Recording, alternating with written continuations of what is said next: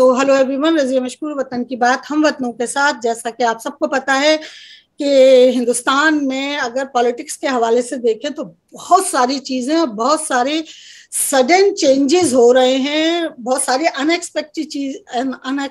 चीजें हो रही हैं जिनके बारे में शायद हम रात को नहीं सोचते हैं या सुबह नहीं सोचते हैं और शाम को वो हमारे सामने आ जाती हैं। सबसे पहले आपका बहुत बहुत स्वागत है घनश्याम जी, आपने हमें ज्वाइन किया।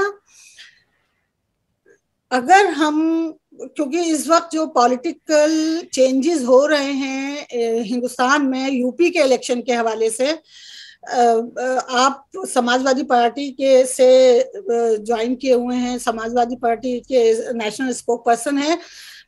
और समाजवादी पार्टी बहुत तेजी से उभरी है एज एन अपोजिशन। अगर हम लास्ट के कुछ महीने देखें तो उसमें बहुत तेजी से सामने आई है और बहुत स्ट्रांग आवाज आ रही है समाजवादी पार्टी की। ये चेंजेस जो हो रहे हैं उसकी क्या वजह है, क्या लगता है आपको? नमस्कार राजा जी, आपको और आपके दर्शकों को। मुझे लगता है कि अगर हम देश के बाहर से देश के अंदर जो हो रहा है उसे देखने की कोशिश करें तो कुछ चीज़ें हमेशा अहम रहेंगी। एक तो क्या भारत में लोकतंत्र मजबूत हो रहा है। जो भी आप जिस तरह से भी खबरें सुन रहे हैं, जहाँ से भी सुन रहे हैं, आपको ये दिखाई देगा कि लोगों की लगातार भागीदारी से, चाहे वो महिलाएं हैं, चाहे वो पुरुष हैं, किसान हैं, नौजवान हैं, पत्रकार हैं, सिविल सोसाइटी है, सभी लोगों की लगातार भागीदारी से देश में लोकतंत्र लगातार मजबूत हो रहा है। क्या इस सरकारों के ऊपर प्रेशर है, खासकर भारत में सरकार के ऊपर प्रेशर है कि लोकतंत्र मजबूत हो रहा है और आपको जनता की आवाज़ सुननी पड़ेगी। तो अगेन आप जब देखेंगे, जिस तरह की भी खबरें आप पढ़ते हैं, आप ये देखेंगे कि सरकार चाहे कितना भी बेरुखी से सही, लेकिन उसे जनता की आवाज़ सुननी पड़ रही है। दूसरी चीज़ जो आप देखना चाहते हैं, आप ये देखिए कि क्या देश में जो पावर सेंटर है, जो अचानक लग रहा था कि एक ही जगह सारा पावर सेंटर सिमट के रह गया है, क्या वो पावर सेंटर फिर से अलग अलग जगहों पर स्थापित हो रहा है। जिस तरीके से अगर आप को ये लगता है कि देश तब मजबूत होता है जब देश में बहुत सारी मजबूत सरकारें अपने अपने राज्यों में काम करती हैं और हर स्तर पर संविधान की मर्यादा के तहत सरकारें काम करती हैं। तो अगर आप इस सोच को से देश को मजबूत मानते हैं तो वाकई देश मजबूत हो रहा है। जिस तरीके से बंगाल का चुनाव हुआ और वहाँ पर आदरणीय ममता बनर्जी जी जीती, उसने भी स्थापित किया कि देश में अलग अलग जगह जनता अलग अलग नेताओं को पर भरोसा दिखाती है और ये हमारे लोकतंत्र की और हमारे संविधान की जो बुनियादी पहलू है, फंडामेंटल एस्पेक्ट है, उसकी स्ट्रेंथ को दिखाता है। तीसरी बात, अगर इसी दृष्टि से आप समाजवादी पार्टी को देखिएगा तो जिस तरीके से उत्तर प्रदेश में सरकार के ऊपर आरोप लगा है कि सरकार जो भारतीय जनता पार्टी ने वादे किए थे, चाहे 2014 में किए हों, 2017 में किए हों या 2019 में किए हों, और जिससे किए थे, चाहे वो किसानों से किए हों, नौजवानों से किए हों, महिलाओं से किए हों, स्कूली छात्रों से किए हों, जो पिछड़ा कमज़ोर दलित वर्ग है उससे किए हों, जिससे भी किए थे, उन वादों को पूरा नहीं कर पाई। सबका साथ, सबका विकास,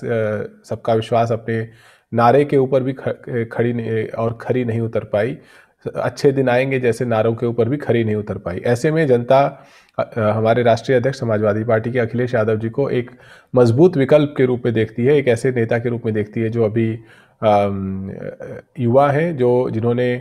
अपने मुख्यमंत्री काल में जो काम किए वो आज भी उत्तर प्रदेश के विकास के बुनियादी काम माने जाते हैं। चाहे वो एक्सप्रेसवे का बनाना हो, चाहे वो डायल 100 हो, चाहे वो एम्बुलेंस की सेवा हो, या लगातार पिछले 4.5 सालों में जिस तरह की बात उन्होंने की है, सभी का सम्मान रखते हुए, सभी को रिप्रेजेंट करने की भावना रखते हुए हमेशा बात की है कि किस तरीके से सरकार को रोजगार के लिए काम करना होगा, उत्तर प्रदेश के इंफ्रास्ट्रक्चर बुनियादी ढांचे को बेहतर करने के लिए काम करना होगा, और किसानों के साथ सरकार तानाशाही रुख नहीं अपना सकती, नौजवानों के साथ नहीं अपना सकती। तो लगातार इस तरीके से ये तीसरा पक्ष है कि देश में लोकतंत्र इस दृष्टि से भी मजबूत है कि जहां जनता भारतीय जनता पार्टी की सरकार को नापसंद करती है, वहां पर उसे एक अच्छा ऑल्टरनेटिव दिखाई देता है, उसके साथ खड़ी हो जाती है, जो आपको उत्तर प्रदेश में समाजवादी पार्टी के रूप में दिखाई दे रहा है। बिल्कुल। और अभी आपने दो चीजें कही, एक तो औरतों के हवाले से, खवातीन के हवाले से, क्योंकि वो अपनी आवाज उठा रही हैं, वो बता रही हैं कि व्हाट दे वांट। और दूसरी आपने बात की कॉन्स्टिट्यूशन हमारा मजबूत हो रहा है, जो हम पिछले 4-5 साल से देख रहे थे कि किस तरह उसके साथ खिलवाड़ हुआ है, किस तरह एक तरफा चीजें हुई हैं, और हमारे आइन को, हमारे संविधान को जो है वो अवॉइड किया गया या साइड करके तानाशाही चल रही थी। मुझे आप ये बताइए कि समाजवादी पार्टी में जो औरतें हैं, जो लेडीज हैं, उनका कितनी भागीदारी है, और क्या उनकी आवाज या उनकी जो विजिबिलिटी है एज एन पॉलिटिशियन वो है, और है तो कितनी है? देखिए, समाजवाद की बुनियाद ही है कि समाज में जो भी तबका है जिसकी आबादी है, लेकिन उसका उसके हिसाब से रिप्रेजेंटेशन, प्रतिनिधित्व नहीं है, उसकी आबादी, उसकी आवाज़, उसका प्रतिनिधित्व जो है उसको सत्ता के केंद्र में लेकर के आना। स्वर्गीय लोहिया जी के यही विचार थे, इसी के आधार पर समाजवादी पार्टी बनी। हम कितने सफल रहे, कितने असफल रहे, इसका आकलन किया जा सकता है, लेकिन जैसा कि राष्ट्रीय अध्यक्ष और पूर्व मुख्यमंत्री अखिलेश यादव जी ने कहा है कि समाजवादी पार्टी में MY का मतलब है महिला और यूथ। तो हमारा ये मिशन है, हम ये मानते हैं कि देश में लोकतंत्र हो या फिर विकास की धारा हो, अगले दशक उन पार्टियों के लिए हैं जो वाकई महिलाओं को जो बराबरी का स्थान है, चाहे वो आर्थिक रूप में हो, सामाजिक रूप में हो, नेतृत्व के रूप में हो, उस बराबरी के स्थान पर लाने में भागीदार बनते हैं। मैं इसलिए भागीदार कह रहा हूँ, मदद नहीं कह रहा हूँ, कि देश की महिलाएं लगातार सक्षम हो रही हैं और वो दिखा रही हैं कि उनको किसी की मदद नहीं चाहिए। अगर कोई उनके रास्ते में बाधक नहीं बनता है, हर्डल नहीं बनता है, तो स्वयं वो अपना रास्ता बना लेती हैं। और जिस तरीके से उत्तर प्रदेश में वर्तमान राजनीति में अलग अलग दल, खासकर विपक्षी दल, महिलाओं की भागीदारी को लेकर के एक दूसरे से compete कर रहे हैं, प्रतिस्पर्धा कर रहे हैं, उससे भी ये संकेत बहुत अच्छे हैं कि आने वाले समय में उत्तर प्रदेश में महिलाओं की राजनीति में भागीदारी बहुत महत्वपूर्ण रूप से बढ़ेगी। जहाँ तक समाजवादी पार्टी का सवाल है, चाहे वो आर्थिक अवसर हो, शिक्षा की दृष्टि से हो, समाज में हर तरीके से समाज को सुरक्षित करने की दृष्टि से हो, राजनीतिक भागीदारी हो या फिर व्यवस्था में, सरकार में भागीदारी हो, हम हमेशा इस प्रतिस्पर्धा के लिए, इस कंपटीशन के लिए तैयार हैं। मुझे लगता है कि अखिलेश यादव जी में एक ऐसा नेतृत्व है समाजवादी पार्टी के पास, जो एक संतुलित नज़रिए से और एक प्रोग्रेसिव थॉट से उत्तर प्रदेश के भविष्य को बनाना चाहता है, उत्तर प्रदेश के वर्तमान को बनाना चाहता है। तो मैं ये नहीं कह रहा कि आप मेरे दावों को ऐसे ही मान लीजिए। मुझे लगता है कि आपके दर्शकों को लगातार हमारी पार्टी को और हमारे नेतृत्व को परखते रहना होगा कि हम वाकई जो बातें कह रहे हैं कि MY का अर्थ महिला और यूथ है, हम उन बातों पर कितना खरे उतरते हैं जब हमारी सरकार बनती है, जिसके पूरे आसार जनता की आवाज़ में दिखाई दे रहे हैं। जी, वो मैं देख रही थी, और ये भी देखा कि प्रियंका जी ने भी विमेन एम्पावरमेंट को लेकर काफी चीजें कही हैं, और वो विमेन का जो इन्वॉल्वमेंट है पॉलिटिक्स में उस पर ज्यादा फोकस भी कर रही हैं। तो कुछ डिफरेंस है या इक्वली रहेगा दोनों पार्टियों का? और कहीं एक पॉइंट पर जाकर कहीं कोई कोलैबोरेशन का कुछ है आप दोनों पार्टियों के दरमियान? मुझे लगता है कि दोनों पार्टियों का अपना अपना स्वतंत्र एजेंडा है, लेकिन क्योंकि महिलाएं, बेटियां, लड़कियां आधी आबादी हैं, तो दोनों पार्टी अपने अपने तरीके से प्रयास कर रही है कि उनका विश्वास जीत सके और वाकई उनके विकास में में अपनी भागीदारी दिखा सके। जहाँ तक कोलैबोरेशन की बात है, राष्ट्रीय अध्यक्ष जी ने कहा है कि हम किसी भी बड़ी पार्टी से कोई राजनीतिक गठबंधन नहीं करेंगे। हम उत्तर प्रदेश के अनेक छोटे दलों से गठबंधन करते जा रहे हैं, और जनता हमें एक सुर से कह रही है कि उन्हें अखिलेश यादव जी में उत्तर प्रदेश का अगला मुख्यमंत्री दिखाई देता है, तो हम उस मिशन के साथ आगे बढ़ रहे हैं। अब चूंकि चुनाव हमारे सामने है, तो मुझे लगता है कि कोई लास्ट मिनट कोलैबोरेशन की चर्चा नहीं है। चर्चा सिर्फ इस बात पे है कि हम किस तरीके से अधिक जनता का मन जीत करके उत्तर प्रदेश में जनादेश पा सकते हैं। अभी समाजवादी पार्टी का चेहरा सामने आ रहा है एज अ स्ट्रॉन्ग पार्टी और एज अ स्ट्रॉन्ग अपोजिशन। अभी जो ये कानून वापस लिए हैं मोदी जी ने, आप इसको कैसा देखते हैं? देखिए, ये एक लोकतांत्रिक व्यक्ति के रूप में मैं देखता हूँ कि ये एक तानाशाही सोच की बहुत बड़ी हार है। कि जहां पर आप कोविड जैसा पैंडेमिक फैला हुआ था दुनिया में, किसी भी देश को नहीं समझ में आ रहा था कि कैसे उसका मुकाबला किया जाए। ऐसे समय में ये सोचने के बजाय कि उसका मुकाबला कैसे किया जाए, आप उस दौर में जब देश के अलग अलग असंगठित अनऑर्गेनाइज सेक्टर के लोग पैदल मार्च कर रहे थे सैकड़ों किलोमीटर अपने परिवार के साथ, उस दौर में आप उनकी मदद करने की बजाय आप एक ऐसा कानून लाते हैं जिसको देश के किसान काला कानून कहते हैं,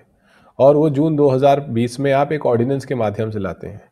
उसके बाद आप अड़ जाते हैं कि किसी भी कीमत पर इस कानून को मैं आगे बढ़ाऊंगा, जब देश के लोग महामारी की मार झेल रहे थे।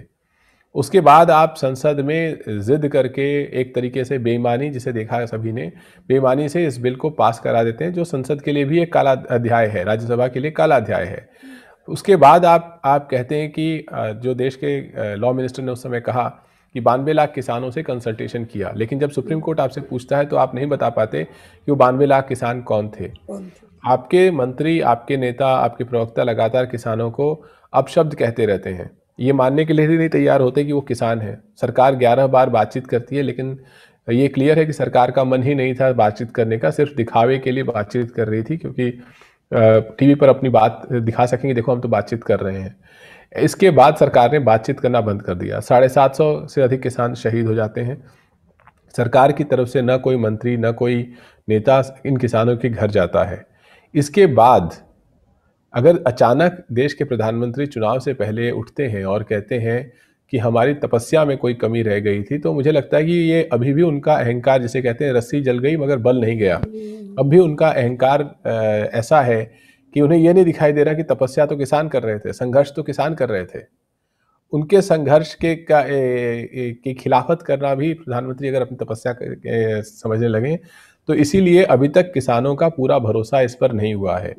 ये भी देश के किसानों को समझ में आ गया है कि देश के प्रधानमंत्री अपने सोच में अपनी पार्टी के नेताओं को ही सम्मिलित नहीं करते, उसमें कहीं कोई लोकतांत्रिक रुख नहीं है, नजरिया नहीं है। एक दिन आप अचानक उठेंगे और आपने कोई घोषणा कर दी, तो किसान देख रहे हैं कि जब किसानों की ताकत का आभास प्रधानमंत्री को हुआ, जब चुनाव सामने दिखाई दिया, जब समाजवादी पार्टी के नेता अखिलेश यादव जी की विजय यात्रा, हर जगह लोग इतनी भारी मात्रा में दिन रात उन रैलियों में जुटने लगे, तो कहीं ना कहीं चुनाव के रथ पर सवार रहने वाली भारतीय जनता पार्टी की नींद टूटी, प्रधानमंत्री की नींद टूटी, और उन्होंने तय किया कि वो इस बिल पर बिल को इन तीनों काले कानूनों को वापस लेंगे, जब तक किसान इसको संसद में होता हुआ न देख लें और अपनी नई संगठित ताकत के आधार पर किसान उन बातों पे सरकार को न मनवा लें जिन बातों से किसानों का भला होगा, तब तक देश के किसान सरकार के सामने खड़े रहेंगे और इंतजार करते रहेंगे। ये तो अभी संसद सत्र हमारे सामने, समय बताएगा कि किसानों की ताकत सरकार वाकई समझ पाई है या सिर्फ चुनाव के डर से सरकार ने एक निर्णय लिया है। निर्णय लिया, बिल्कुल। तो अगर आप देखें पिछले जो 5-7 साल हैं, और मैं आपसे कहूं कि यह जानना चाहूं कि 3 बड़े जो फैसले जो रातों रात लिए गए और जिसका बहुत नेगेटिव इम्पैक्ट पड़ा है डेमोक्रेसी के हवाले से, वो क्या होंगे बीजेपी के? देखिए, मुझे लगता है कि इस समय बीजेपी की तरफ से सारे फैसले प्रधानमंत्री या उनका कार्यालय लेता है। तो बिल्कुल जिस तरीके से नोटबंदी का फैसला लिया गया, वो देश के लिए बहुत घातक था। अक्सर हमने किताबों में, लगभग स्कूल की सभी किताबों में गांधी जी का मूल मंत्र लिखा रहता है, जिसका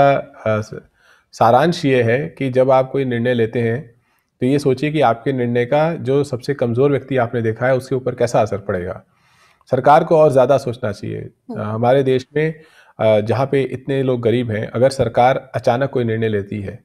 और ये नहीं सोचती कि उस निर्णय का असर सबसे कमज़ोर व्यक्ति के ऊपर कैसे पड़ेगा, तो वो सरकार गरीबों के लिए काम नहीं कर रही है, वो सरकार देश में अपलिफ्टमेंट नहीं कर सकती।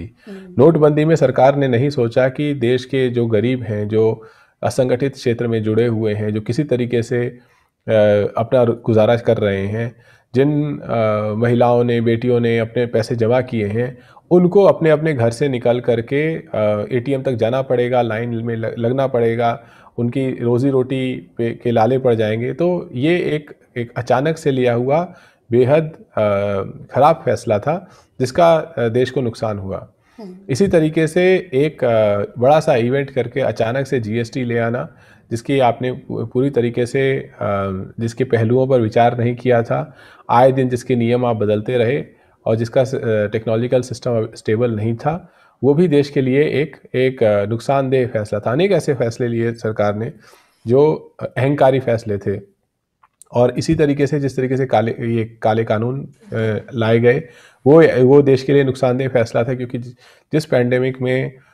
देश को एक साथ बीमारी से लड़ने के प्रयास करने चाहिए थे, उस पैंडेमिक के दौरान देश के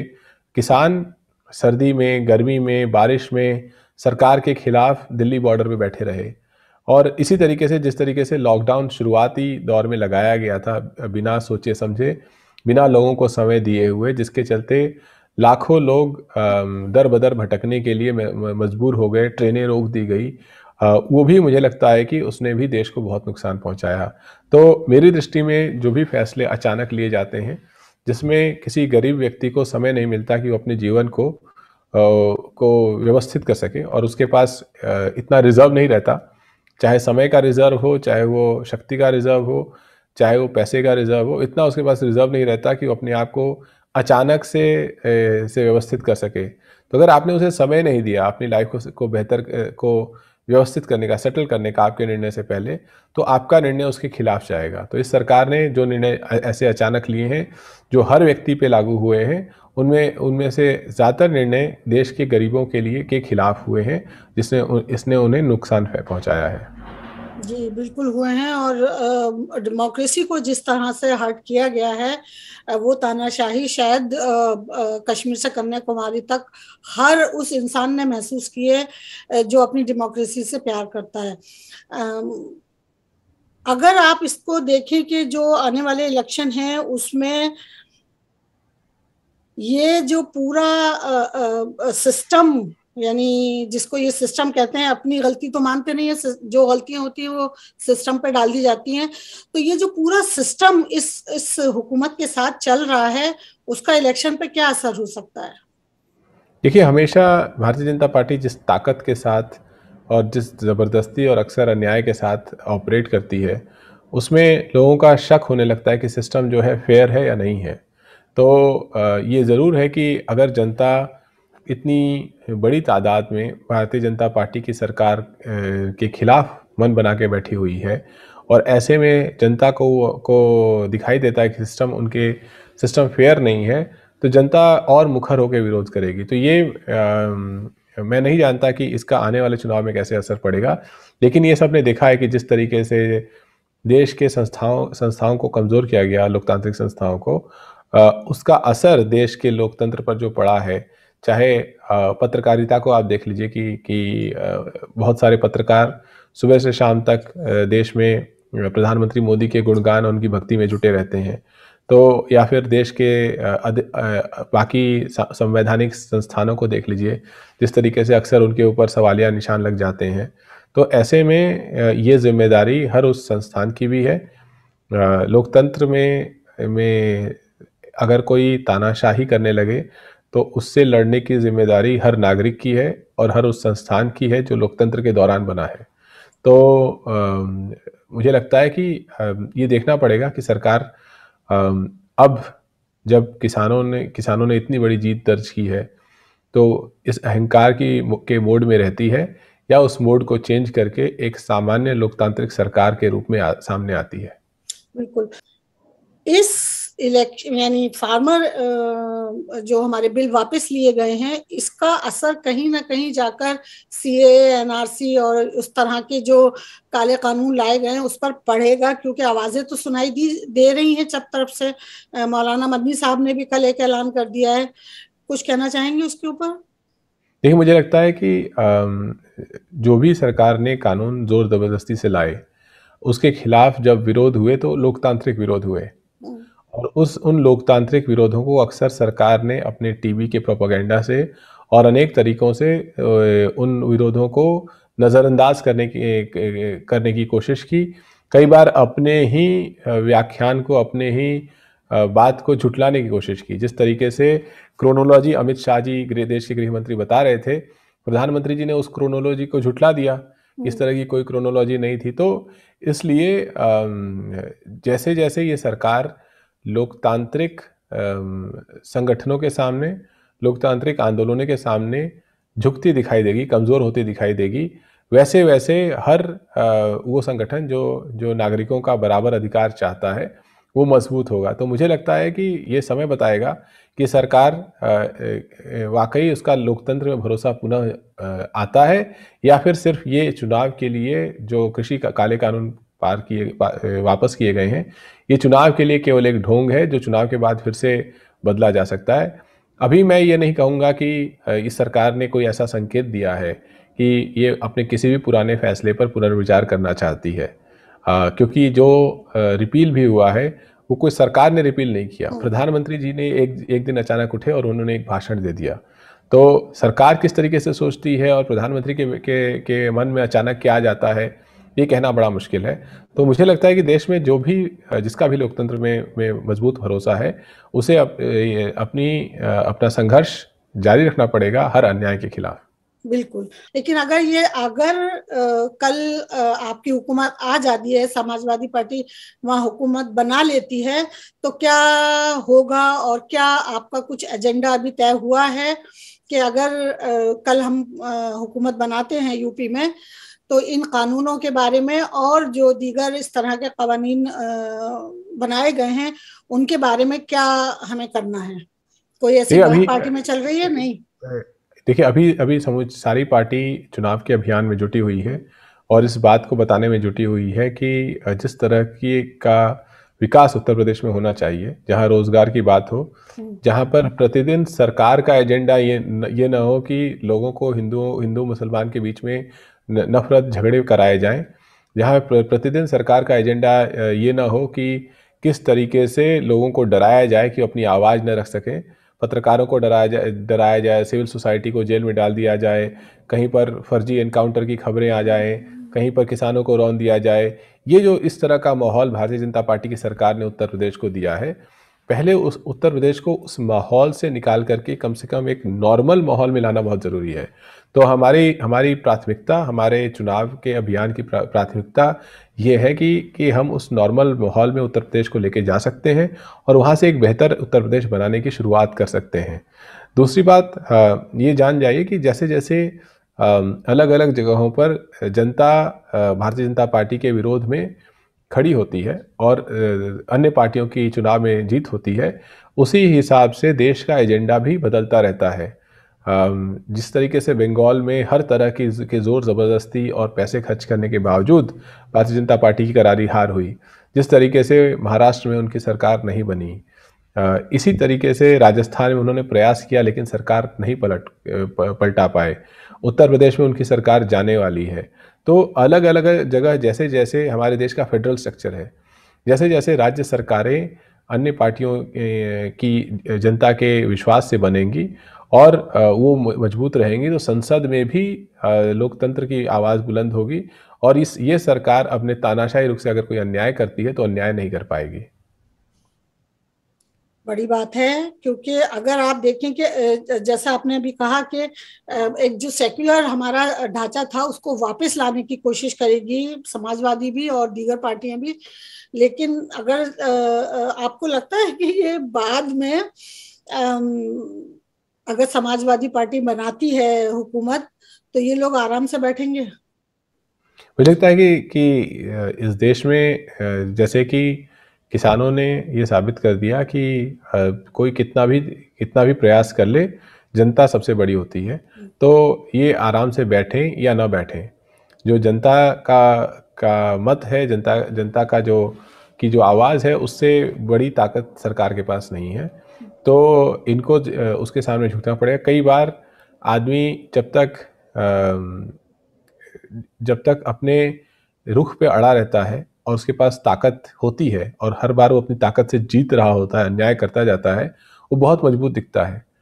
लेकिन अगर उसकी हार पहली बार होती है तो उसको अपनी ताकत से उसका विश्वास भी टूटता है और जो जनता का पक्ष है वो मजबूत होता है। तो इस सरकार ने पहली बार इतनी बड़ी हार का सामना किया है।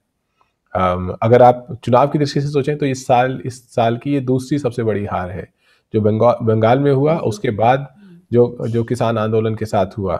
तो ऐसे में कहीं ना कहीं ये सरकार भी जानती है, हालांकि ये भारतीय जनता पार्टी भी एक राजनीतिक संगठन है, लंबे समय से रहा है, तो इतनी समझ तो उनको भी है कि अगर जनता को गुस्सा आ गया है, जनता उनके खिलाफ खड़ी हो गई है, तो जितना ज़्यादा अहंकारी वो दिखाई देंगे, उतना ज़्यादा तेजी से वो गिरते चले जाएंगे। एक जो कनेक्शन होता है ना पॉलिटिक्स और पीपल में, वो टूट गया है। देखिए, अगर अगर आप एक एक शांत भाईचारे वाली जगह पर अचानक से नफरत फैलाने लगें और लोगों को लड़ाने वाली राजनीति करने लगें, तो वो अपने आप में बहुत सारे मसलों को जन्म देता है। इसीलिए, और लगता है कि चीज़ें बहुत कॉम्प्लिकेट हो गई हैं, चीज़ें खराब हो रही हैं, लेकिन जब वही माहौल पुनः शांत होता है, फिर से शांत होता है, तो फिर से लोगों में आशा जगती है। तो मुझे पूरा विश्वास है कि जिस तरफ देश की राजनीति जा रही है, वहाँ पर जो लोग गुस्सा दिलाने का कोशिश कर रहे थे, लड़ाई कराने की कोशिश कर रहे थे, वो कामयाब नहीं हो रहे हैं, और जो लोग लोगों को साथ लाने की कोशिश कर रहे थे, सबको शांत करने की कोशिश कर रहे थे, वो ज़्यादा कामयाब हो रहे हैं। और इसके अनेक कारण हैं, आर्थिक कारण भी हैं, सामाजिक कारण भी हैं। अंत में कोई कितना भी गुस्सैल हो, उसका गुस्सा अंत में ठंडा हो ही जाता है। तो इसी तरीके से किसी ने कितनी भी प्रयास किया हो गुस्सा दिलाने का, अंत में जनता आगे जाके ठंडे दिमाग से सोचने लगती है। बिल्कुल सोचेगी, और सोचना चाहिए जनता को। लेकिन हम ये देख रहे हैं, आप श्योर आप भी देख रहे होंगे कि डिसअपॉइंटमेंट बहुत है इनके फॉलोवर्स में। हमें तो मतलब जो लोग नहीं जानते हैं या नहीं थे फॉलोवर्स, उनका तो कुछ नहीं है, लेकिन इनके अपने फॉलोवर्स में जिससे भी मेरी बात हो रही है, जितने भी लोग हैं, बहुत ज्यादा डिसअपॉइंटमेंट है कि ऐसा हो नहीं सकता कि मोदी जी ये कर दें, पर इट हैपेंड, और वो हम सब ने देखा है। पर thank you so much for giving me time Ghanshyam ji. मैं आपको फिर से तकलीफ दूंगी, और wishing you good luck. Thank you, बहुत बहुत जय धन्यवाद भारत, जय आपको, भारत। आपके दर्शकों को नमस्कार। जय हिंद।